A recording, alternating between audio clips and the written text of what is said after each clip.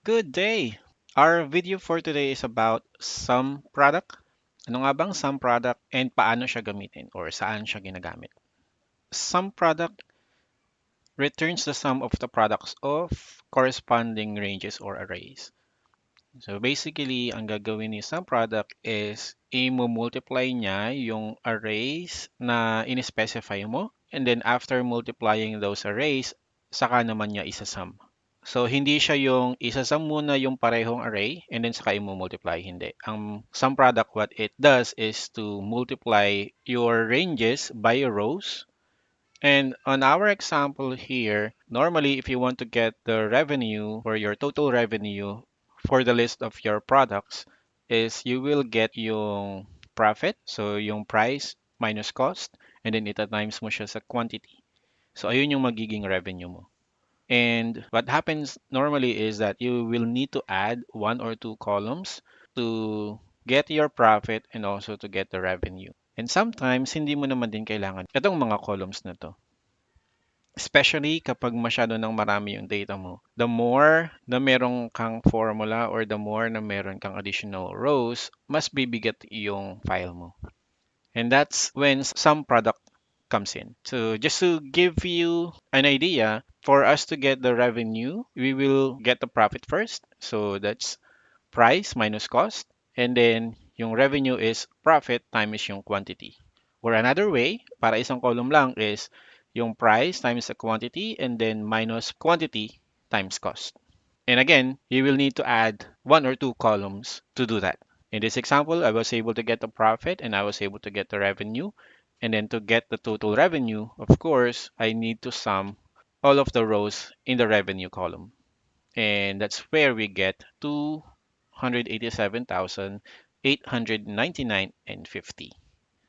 Now, with sum product, we don't need this anymore. We can go ahead and delete these columns. And of course, magre-ref yan kasi wala na yung columns na pinagawa na niya ng formula. Here's what we can do with sum product. Ang formula niya is equals sum product. And then yung array, yung unang array is yung quantity. Second array is yung price minus cost. And since wala naman tayong column for the profit, which is the price minus cost, pwede naman natin siyang isama na rito sa mismong array. Make sure lang na nakaseparate siya ng parenthesis. So, price minus cost. So, what this formula means is yung quantity, ita times natin doon sa price minus cost. And then enter. We get 287,899.50, which is equals to yung sum kanina. But right now, we don't have the two extra columns. Now, may magtatanong, sa sum kasi pwede kang mag-sum if. You can actually do that as well with sum product. Now, if you want to add a filter, for example, we want to get only the sum product for a specific product, let's say cherry balls. We want to get the total revenue for cherry balls. Ang gagawin lang natin dun sa formula, yung profit natin, ita times natin siya dun sa product column. And since yung product column is text, hindi mo naman siya pwedeng i-times sa number. So, gagawa natin siya ng filter. Since magsa-separate tayo ng formula, ilagay natin siya sa loob ng parenthesis. And what we want to get is yung product column is equals dito sa product natin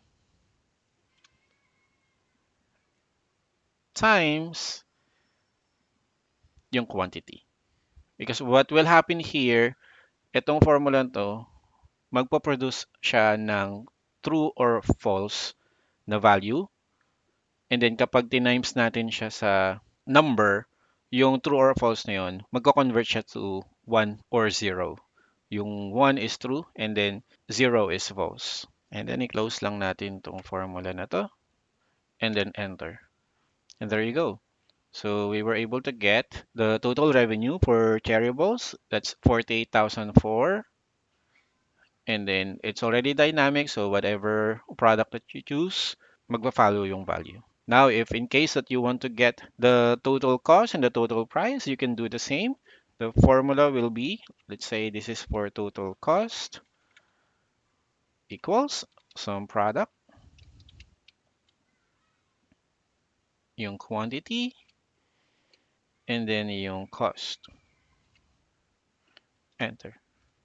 And by the way, just a reminder, dapat yung ranges natin or yung mga arrays natin is same yung size niya doon sa lahat ng array.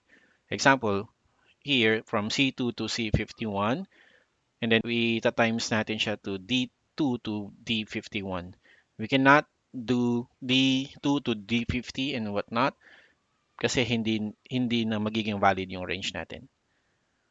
Okay? And then enter. And then total sales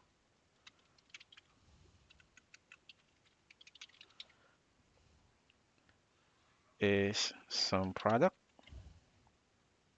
yung quantity, and then yung price.